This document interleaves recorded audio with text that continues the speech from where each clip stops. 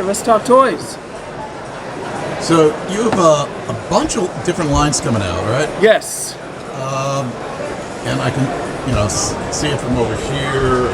Sectars, the comedians, which I think is an amazing. I've seen people have been asking for like stuff like George Carlin figures. How come he never got an action? But it's just like you're starting it, and you're starting with like 3 icons of different ages. I think it's great. The origin of my whole company is stand-up comedy. So we have a record label. We're like the biggest producer of stand-up comedy there is. We've done 30 specials this year, and we have 2 more before the end of the year. So we are already working with them. We handle the Lenny Bruce estate, Bell Hicks, all that.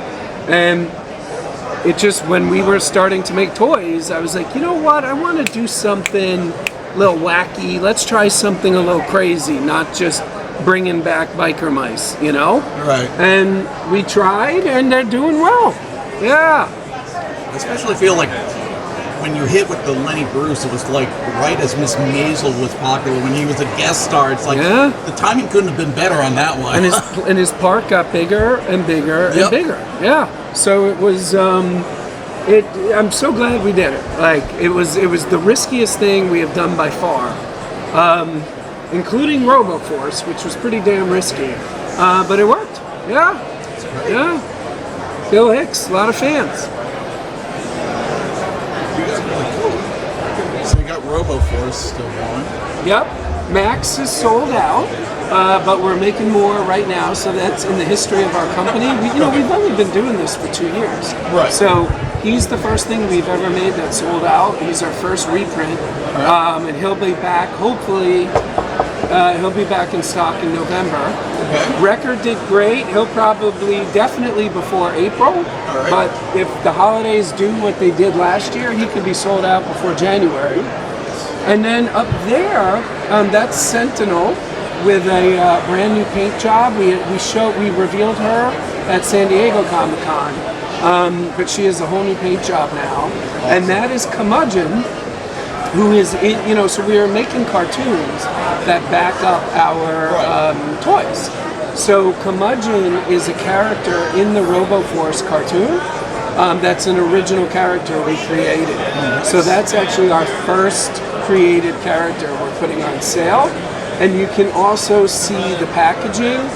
We've changed it drastically from Wave 1, which was just that white and black thing, to now we're using a retro 5 to hopefully, make it pop a bit. Yeah. And you'll see Curmudgeon on the packaging. That's the color. We just got the prototype on Tuesday, so it's a little darker than it should be. And also, the character in the cartoon, we've added kind of big bushy eyebrows. And when we gave the file to the designer, it didn't have the eyebrows yet. Oh. So that is a real piece of history right there, Nacelle toy history. And then we have our first vehicle on the top shelf. That's Biker Mice from Mars. Those are, it's like I said, it's not only our first vehicle, but we also it's our first electronics. We've never done anything with electronics before. So all the bikes have a headlight. A couple of the bikes, the dashboards light up. They all come with accessories, including a hot dog. Every single Biker Mice thing we make will have a hot dog. And then you have our 4th generation protos. And God willing, everything will be here before the holidays. And then down there, I almost forgot these guys. This is Sectors. I remember these guys. They are on the boat right now, coming here. That's Stellara. Stellara was never made before. Yeah. So that's the first time she's ever been in production. And she's to blame for the delay. We're about 6 weeks behind schedule because we could not get her armor the right color. That was very hard to do.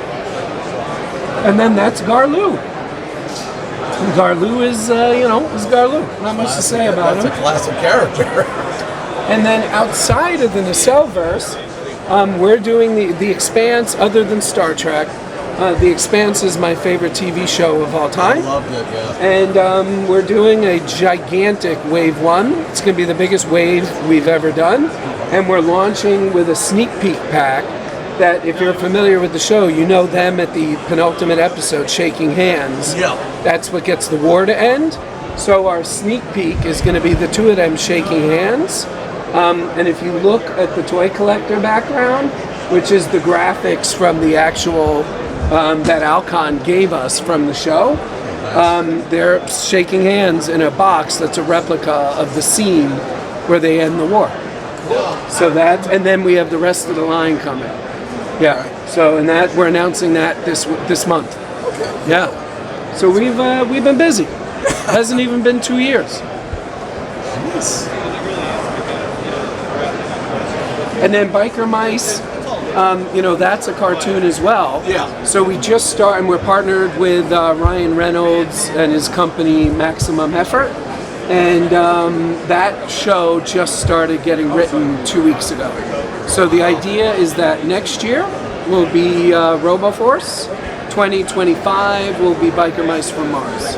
And yeah, that's the plan. And RoboForce is 6 episodes, Biker Mice is 8 episodes. Some real nice stuff. Thank you. Yeah, it's funny, we announced the bikes at San Diego Comic-Con, but they didn't light up, and it was a different paint job. This is a much more expensive paint job, because what I wanted to do, I wanted it to be like you reached into the TV and pulled the toy out. Yeah. So that's what we have here. And these went on sale on our DTC on Friday, and literally 11 a.m. they went on sale. And my plane took off at 6 a.m. on Saturday, so less than 24 hours later. And I checked the sales, like as I was heading to the runway, and what we had Saturday morning was more than I thought we'd have for the whole week. Wow. So that's what's inspiring us to go even a little crazier with some of the details. It's, for me, one of the things that I've been loving, other than the nostalgia factor walking around here, is levels of details like you guys have. Like I can see it in the paint job. There's some like mud or dirt or something that gives it a little weathered look. Oh yeah. I love a little. As crazy as it is, I just love those little details. Well, those details are everywhere. Like and it's funny. I can even show you this on the prototype. Curmudgeon, he's cool and everything, whatever, but his hand, his fingers are dirty. That's the kind of detail that makes him seem real. Yeah. But again, because it's a prototype, I can show you this. The real toy, this piece will go in and out. Oh, nice. So what it does is it kind of shows you, like I said, he doesn't have the eyebrows. He's not going to come apart like that, most likely. So this is the process, and this is what's so exciting for me, because my whole life, all I did was play with toys or collect toys. Woo! But the fact that we're making them, and we can really get these details right. And the other thing, I'll be completely honest with you, I didn't realize how big a deal it was until we got here, because everybody kept bringing it up. But these bikes are only $49.99. I'm almost positive we could sell them for $59. But I believe my company is best served by getting our product into people's homes, and that gives them joy and happiness, right, because that will encourage them to buy more stuff from us, and we'll make more money. So it's a win-win. People are paying less for toys, but buying more than they would have otherwise, because we're able to do deals like this. So we work very, very, very hard to keep our price points down. Like very hard. And it's hard to do. Yeah. I mean, you know what an egg costs now. Yeah. You know what a hamburger costs now. You got the molding, you got the licensing, it's assembly, shipping, electronics, everything. Everything that goes into it, and the stuff on the back end too, it all adds into the cost of making it. Yeah, exactly. So it's, like I said, it's been very surreal. Very, very surreal.